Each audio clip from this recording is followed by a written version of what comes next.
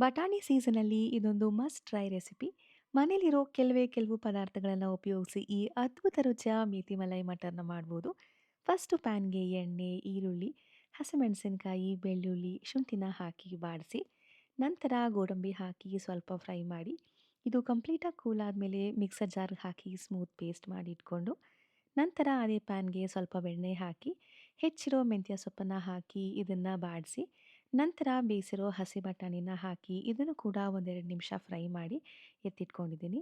ನಂತರ ಅದೇ ಪ್ಯಾನ್ಗೆ ಸ್ವಲ್ಪ ಬೆಣ್ಣೆ ಮತ್ತು ಹೋಲ್ ಸ್ಪೈಸಸ್ನ ಹಾಕಿ ಇದಕ್ಕೆ ಕಸೂರಿ ಮೆಥಿನ ಹಾಕಿ ಫ್ರೈ ಮಾಡಿ, ಆವಾಗಲೇ ರುಬ್ಬಿರೋ ಪೇಸ್ಟ್ ಹಾಕಿ ಗ್ರೇವಿ ಕನ್ಸಿಸ್ಟೆನ್ಸಿ ತಕ್ಕಂಗೆ ನೋಡಿಕೊಂಡು ನೀರು ಹಾಕಿ, ಸ್ವಲ್ಪ ಸಕ್ಕರೆ ಮತ್ತು ರುಚಿಗೆ ತಕ್ಕಷ್ಟು ಉಪ್ಪನ್ನು ಹಾಕಿ, ಇದು ಕುದಿಯೋ ಹಂತದಲ್ಲಿ ಫ್ರೈ ಮಾಡಿರೋ ಮೆಂತ್ಯ ಸೊಪ್ಪು ಮತ್ತು ಬಟಾಣಿನ ಹಾಕಿ, ಸ್ವಲ್ಪ ಗರಂ ಮಸಾಲಾನ ಹಾಕಿ, ಲಾಸ್ಟಲ್ಲಿ ಸ್ವಲ್ಪ ಫ್ರೆಶ್ ಕ್ರೀಮ್‌ನ ಹಾಕಿ, ಇದು ಕ್ರೀಮಿ ಕನ್ಸಿಸ್ಟೆನ್ಸಿ ಬರೋ ತನಕ ಕುದಿಸಿದ್ರೆ ತುಂಬಾ ರುಚಿಯಾದ ಮೇಥಿ ಮಲೈ ಮಟರ್ ರೆಡಿ ಆಗುತ್ತೆ.